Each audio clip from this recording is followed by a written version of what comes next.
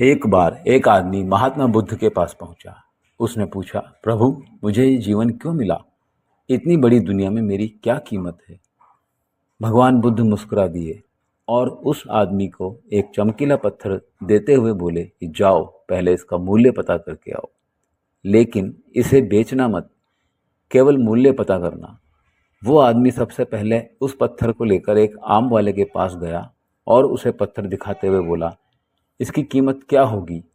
आम वाला पत्थर को देखते ही समझ गया कि ये कोई बेशकीमती पत्थर लगता है।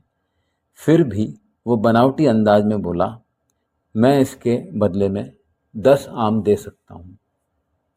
आदमी वहाँ से चला गया और एक सब्जी वाले के पास पहुँचा, जिसने कहा कि मैं इसके बदले 1 बोरी आलू दे सकता हूँ।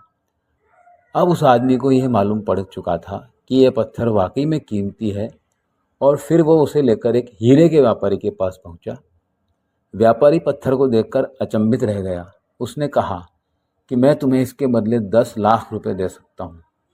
आदमी महात्मा बुद्ध के पास जाने के लिए मुड़ा ही था कि व्यापारी ने आवाज़ लगाई कि मैं तुम्हें इसके बदले में 50 लाख रुपए देने को तैयार हूँ। लेकिन आदमी नहीं रुका। व्यापारी ने गिड़गिड़ाते हुए फिर आवाज़ लगाई कि तुम मुझे बस वो हीरा दे दो, बदले में तुम जितना धन चाहो मैं देने के लिए तैयार हूँ। आदमी नहीं माना और महात्मा बुद्ध के पास लौट गया और उन्हें पत्थर वापस करते हुए पूरा वृत्तांत सुना दिया। तब बुद्ध मुस्कुराकर बोले, आम वाले ने इसका मोल 10 आम लगाया, सब्जी वाले ने 1 बोरी आलू, और हीरे के व्यापारी ने कहा कि ये अनमोल है। इस पत्थर के गुण जिसने जितने समझे उसने उतना मोल लगाया।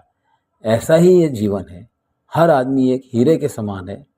दुनिया उसके गुणों को जितना पहचान पाती है उतनी ही महत्ता देती है। लेकिन आदमी और हीरे में फ़र्क ये है कि हीरे को कोई दूसरा तराशता है और आदमी को अपने आप को खुद ही तराशना पड़ता है। तुम भी अपने भीतर के गुणों को तराशो, तुम्हें पहचानने वाला भी कोई न कोई मिल ही जाएगा। महात्मा बुद्ध की इस कहानी से हमें ये सीख मिलती है कि इंसान को उसके गुणों के आधार पर ही महत्व दिया जाता है। इसलिए हमें अपने गुणों में निरंतर बढ़ोतरी करती रहनी चाहिए।